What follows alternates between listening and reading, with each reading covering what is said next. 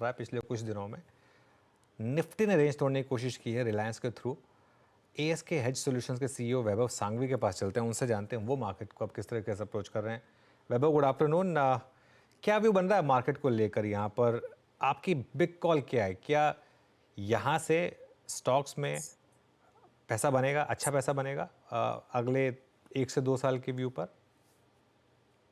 सिन अनुज, अगर हम 1 से 2 साल की बात करें तो of course I think India जैसा मार्केट दुनिया में कभी कहीं नहीं है at this point in time, जहां मैक्रोज एक्सीडिंगली वेल है, जहां policy push in the right direction है, और globally from a sentiment perspective and attractiveness perspective जिस हिसाब से हम ग्रोथ की बात करें तो एक इंडिया ही ऐसा कंट्री है जहां इतनी विजिबिलिटी अच्छी तरह से दिख रही है।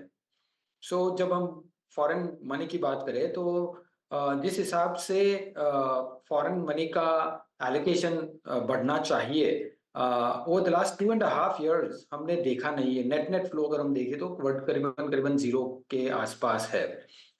और इसी दौरान एमएससीआई इमर्जिंग मार्केट इंडेक्स में इंडिया का वेटेज करीबन 8% से अभी 16-17% के करीबन हो चुका है। और हम ऐसे दौर पे बैठे हैं जहां पे ब्याज दरें ग्लोबली यहाँ से इम्प्रूव होनी चाहिए, इन द सेंस कि वो डिक्रीज होनी चाहिए ब्याज दरें। और जब भी ब्याज दरें डिक्रीज होती हैं तो हम रिस्क एसेट्स की तरफ पैसा मूव होते देखते हैं, और वहाँ इमर्जिंग मार्केट्स में हमें लगता है कि फ्लो अच्छी तरह से बिगिन होगा। After considering all this fundamentals in place, flow भी पॉजिटिव लग रही है, तो नेक्स्ट 2 years की अगर बात करें तो मार्केट अच्छे सिचुएशन में दिख रही है। Of course short term volatility रहेगी। अच्छा, एक और जो चीज़ मार्केट में मेन डिस्कशन का पॉइंट रहा था कि मिड कैप स्मॉल कैप में बहुत बड़ा क्या बबल बन गया था। पिछले 3 हफ्ते में हमने एक डिसेंट करेक्शन देखा है मिड कैप स्मॉल कैप में, एसएमईज में, माइक्रो कैप्स में। अब क्या व्यू बन रहा है यहाँ पर Vaibhav? See, I think Anuj, हम कंटिन्यूड रहेंगे in terms of our cautious approach on mid small cap stocks. Of course जो कंपनीज में अर्निंग्स मोमेंटम है, अर्निंग्स सपोर्ट कर रहे हैं और उनके वैल्यूएशंस थोड़े एक्सपेंसिव है, we are comfortable with that, but otherwise पूरे बास्केट में अगर हम वैल्यूएशन ओवरऑल देखते हैं तो अभी निफ्टी के करीबन वो काफी अच्छी प्रीमियम पे चल रहे हैं। इफ यू सी पास्ट में वो निफ्टी के डिस्काउंट में चल रहे थे काफी। सो वैल्यूएशन के हिसाब से कंपैरिजन में हमें लगता है कि लार्ज कैप अभी भी बेटर बेट है। और ऐसे पीरियड में जब हम एक्सपेक्ट कर रहे हैं कि एफपीआई फ्लोज रिज्यूम होंगे तो लार्ज कैप में सबसे पहला इंटरेस्ट आएगा, और वहां ही मोमेंटम हम देख सकते हैं at least in the next immediate term. Okay Vaibhav ji नमस्कार, वीरेंद्र बोल रहा हूँ दिल्ली स्टूडियो से। एक थीम जो कि पुरजोर तरीके से चल रही है और कन्विक्शन हायर लेवल्स पे अभी भी अगर आप बाजार का देखें वो परसिस्ट कर रहा है, that's aviation, travels, tourism, Indian hotels एक बार फिर से अपनी ऑल टाइम हाई ट्रैजेक्टरी पे। IndiGo at all time high. मेरे स्क्रीन पे भी एक मिड कैप स्टॉक अपीयर हुआ था, Taj GVK at all time high. बड़ा इंट्रेड अगेन। आपका व्यू इस स्पेस पे, स्पेशली जब एक बार फिर से ये आपका हॉलीडे सीजन बिगिन हो रहा है, आपका व्यू इस स्पेस पे इस वक्त क्या है? See I think travel and tourism अगर ओवरऑल सेक्टर देखते हैं तो एक बहुत ही इंटरेस्टिंग पहलू है कि कंज्यूमर स्पेंडिंग की जब हम बात करते हैं तो काफी स्पेंडिंग, इंक्रीमेंटल स्पेंडिंग वो एक्सपीरियंसेस में जा रहे हैं, मीनिंग कि वो ट्रैवल एंड टूरिज्म में स्पेंड कर रहे हैं बाहर। Whether you call it as leisure tourism या whether you call it as spiritual tourism, हर एक किस्म के टूरिज्म में एक्चुअली पैसा जा रहा है rather than spending on patterns like consumer staples. So वो एक इंटरेस्टिंग चेंज देख रहे हैं हम कंज्यूमर बिहेवियर में, और हमें लगता है कि ये बिहेवियर आई थिंक कंटिन्यूड रहेगा going forward as well. So from a overall sectoral perspective I think travel and tourism और उसके एंसिलरीज जितने भी सेक्टर्स हैं वहाँ आई थिंक बिजनेस मोमेंटम काफी अच्छा रहना चाहिए। सो आप अपनी रिसर्च करके स्टॉक्स देखिएगा, but overall basis I think stock the sector looks pretty good. Okay, strong conviction है यहाँ पर वैभव जी का भी, और स्टे लॉन्ग की अप्रोच शायद यहाँ पे। हालांकि स्टॉक सिलेक्शन ये आप पे निर्भर करता है। ये जो मिड कैप में जो डिप आया था और एक वाइल्ड लॉसेस थे 20-30% के स्लाइड, उस बीच में एक चीज़ और हुई थी वैभव जी कि दो आई थिंक एनबीएफसीज पे जब आरबीआई का चाबुक चला, आई थिंक जब एक्शन आया उसने थोड़ा सा एनबीएफसीज का मूड ख़राब किया। लार्ज कैप एनबीएफसीज पे भी प्राइस डैमेजेस काफ़ी हुए थे, but thanks to I think कुछ एचएफसीज जो कि अच्छी रहीं एंड स्पेशली गोल्ड फाइनेंस कंपनियां जो कि गोल्ड की स्ट्रेंथ को देखते हुए रिएक्शन दे रही हैं स्ट्रॉन्ग। आप एनबीएफसीज में कहाँ पर इस वक्त सिलेक्टिवली लॉन्ग और स्ट्रॉन्ग भी होल्ड करते हैं वैभव जी? सी आई थिंक जब एनबीएफसीज की बात करें तो हम एक पहलू जो एनबीएफसीज का है इन terms of cost of funds और द सेगमेंट ऑफ ग्रोथ, ये दोनों हम मिस नहीं कर सकते इन टर्म्स ऑफ द डिस्कशन। अगर हम सेगमेंट ऑफ ग्रोथ की बात करते हैं तो जो पर्सनल लोन में जो पर्सनल काइंड ऑफ कोई भी नेचर हो उनके इन टर्म्स ऑफ द डिसबर्सल, वहां पे हम देख रहे हैं कि थोड़ा cautious from a regulatory side हो रहा है और इसी दौरान कॉस्ट ऑफ फंड्स इतने नीचे भी नहीं आ रहे हैं जो हाइट, सो विच मीन्स कि जो हायर मार्जिन्स लोन थे वो आई थिंक वो रिड्यूस होंगे, कॉस्ट ऑफ फंड्स उतने ही रहेंगे या फिर थोड़ा ज्यादा हो रहा है, तो स्प्रेड्स में भी थोड़ा आपका प्रेशर होना चाहिए। ऑफ कोर्स क्रेडिट क्वालिटी एक चीज है जो काफी स्टडी है, बट ऑन ओवरऑल बेसिस जब हम ग्रोथ की बात करते हैं तो हमें लगता है कि यहाँ नंबर्स डाउनग्रेड होने चाहिए गोइंग फॉरवर्ड। ऑफ कोर्स मैं ट्रेडिंग बेट्स की बात नहीं कर रहा हूँ, बट डायरेक्शनली हम देखें तो एनबीएफसी एक ऐसा सेक्टर है जहाँ प्रेशर इंक्रीमेंटली और on a marginal basis I think हो सकता है, so we will probably avoid on an overall sector basis. Meanwhile mid cap index red में आया और बैंक निफ्टी भी अब 46,700 के नीचे आया, तो क्लोज थोड़ी सी ख़राब हुई। और निफ्टी भी देखिए अब वो वापस उस जोन में आ गया, जैसे हम कह रहा था कि वो कन्विक्शन समाव था नहीं, इवन तो गया था उस लेवल के ऊपर, वो पूरा का पूरा रिलायंस से स्पॉन्सर्ड था, वरना निफ्टी में भी वो दम था नहीं 22,118 पर। एक बार अब वापस आता हुआ बैंक निफ्टी 46,700 पर। वैभव, इस मार्केट को अगर किसी ने सबसे ज़्यादा तंग किया है तो वो है large cap banks, specially large private bank जैसे कि एचडीएफसी बैंक फॉर एग्जांपल। यहाँ पर कितने टाइम तक अब लोगों को पेशेंस रखनी पड़ेगी और क्या लोग पेशेंस रखेंगे, specially large institutions? I think Anuj, overall private sector banks have been a little pain point और इसी के कारण हम देख रहे हैं कि जो valuation difference between public sector banks और प्राइवेट सेक्टर बैंक से वो काफी कुछ नैरो हो चुके हैं। नाउ यहाँ पे हमें लगता है कि इंक्रीमेंटली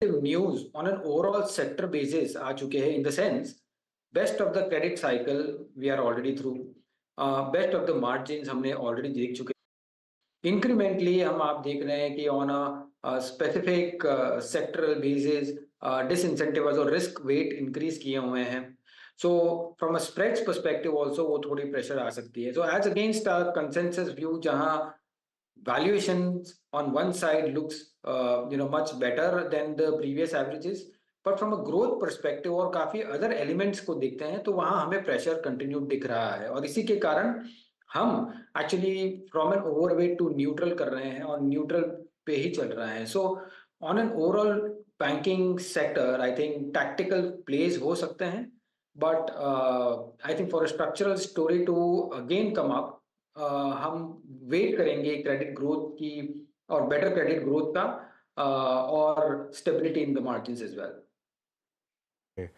कहाँ पर आपका कन्विक्शन इस समय सबसे स्ट्रांग है करेक्शन के बाद, जहाँ पर आप अपने एग्जिस्टिंग पोर्टफोलियो में ऐड करना चाहेंगे, या अगर आपने मिस कर दी थी पिछली रैली तो उसमें फ्रेश स्टॉक्स लेना चाहेंगे? No, I think from a conviction perspective, we are strong believers of the whole PLI, Make in India, defense, cap goods, industrial space. एक हमने sustained measures देखे हुए from the government end के वो supply side को continuously focus कर रहे हैं और उसी में हम देख रहे हैं काफी एक्टिविटी आ रही है। ऑफ कोर्स वैल्यूएशंस थोड़े ऊपर चल रहे हैं, बट एट एवरी डिप और एवरी करेक्शन ये एक सेगमेंट हम देख रहे हैं। साथ ही हम रिन्यूएबल्स एक सेक्टर है जहां हम from a longer term perspective भी देख सकते हैं। ऑल्सो लास्टली अगर मॉनसून ठीक बैठते हैं तो rural stories, rural linked stories एक है जो काफी एक्शन में आ सकता है गोइंग फॉरवर्ड, बट उसके लिए हम वेट करेंगे for the monsoon to kind of be good. Okay, exactly मैं आई थिंक यही प्रश्न अब जिस दिमाग में बिठा के बैठा था, रूरल का जैसे आपने शब्द का इस्तेमाल किया और मॉनसून का इस्तेमाल किया, एफएमसीजी मैं पूछना चाह रहा था। एफएमसीजी सिलेक्टिवली Q3 में बहुत अच्छा रहा था और सेलेक्टिवली अगर आप देखें ख़राब भी रहा। I mean companies like HUL price damages हुए यहाँ पर, मैरिको, डाबर, वहीं ब्रिटानिया ने काफ़ी अच्छा किया, टाटा कंज्यूमर ने अच्छा किया, अब गोदरेज सीपी ने काफ़ी स्ट्रॉन्ग नंबर्स दिए थे। आप एफएमसीजी को कैसे क्या व्यू रखते हैं इस वक्त? एंड अगर आप आईटीसी पे कंफर्टेबल हो कुछ कमेंट्स देने में तो जरूर कीजिएगा। Vaibhav ji. See Virendra, I think larger sectoral call अगर हम देखते हैं, लास्ट क्वार्टर की कमेंट्री भी देखते हैं, तो हम एक क्लियर डिस्टिंक्ट प्रेशर देख रहे हैं from a demand perspective. Demand perspective of course जो प्रेशर होने के बावजूद I think raw material prices ऐसे कोई नीचे नहीं आ रहे हैं along with the advertising expenses.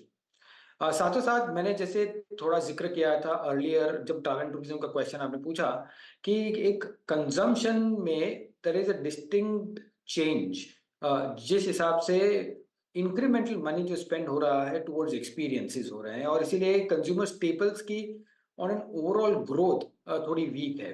And lastly के जो अनऑर्गेनाइज्ड प्लेयर्स जो कोविड के बाद हमने देखे थे कि काफी वीड आउट हो गए थे, I think that unorganised competition also is coming back, और इसी के कारण वॉल्यूम ग्रोथ में काफी प्रेशर है। अगर वॉल्यूम ग्रोथ में प्रेशर है और सबको मार्केट शेयर ग्रैब करना है, तो हमें लगता है कि मार्जिन प्रेशर भी कंटिन्यूस रहेंगे। सो इसीलिए let's wait for the rural recovery to happen, let's wait कि मॉनसून ठीक बैठते हैं, उसी के बाद हम ये सेगमेंट प्रॉबेबली कंस्ट्रक्टिवली देख सकेंगे। ओके वैभव जी, एक प्रश्न और पूछूंगा आपसे। आई थिंक ये पॉसिबली लास्ट प्रश्न होगा मेरी तरफ से।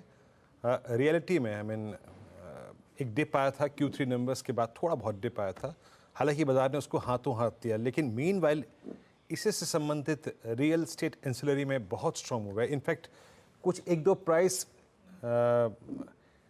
शार्प फॉल भी हुए थे, कुछ इंसिडेंट्स ऐसे थे आई मीन कुछ खबरों के मद्देनज़र, बट हाथों हाथ लिया बाजार ने। फॉर इंस्टेंस पॉलीकैब, आपका रियल एस्टेट एंसिलरी पे और रियल एस्टेट पे दोनों पे से ज़्यादा कन्विक्शन किस पे है? आई थिंक ज़्यादा conviction of course real estate ancillaries पे है, बिकॉज रियल एस्टेट कंपनीज की अगर बात करें और रियल एस्टेट प्राइजेस की बात करें, दोनों अलग है हमारे हिसाब से। इनफैक्ट रियल एस्टेट प्राइजेस हमें लगता है कि ज़्यादा नीचे नहीं आएंगे, but as compare to real estate companies के शेयर प्राइजेस की बात करते हैं, तो हमें लगता है कि वैल्यूएशंस काफ़ी फुल है।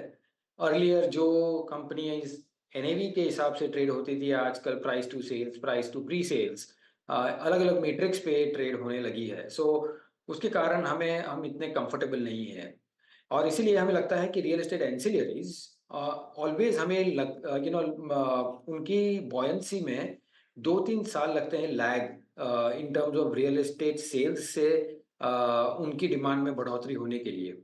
हम लास्ट 2 साल में जिस हिसाब से रियल एस्टेट में मोमेंटम आई है फ्रॉम सेल्स, हमें लगता है अभी टाइम है एंसिलरीज में फोकस करने का। ऑलराइट वैभव, बहुत बहुत शुक्रिया आज हमारे साथ जुड़ने के लिए और हमसे इन सभी सेक्टर्स पर और मार्केट से बात करने के लिए।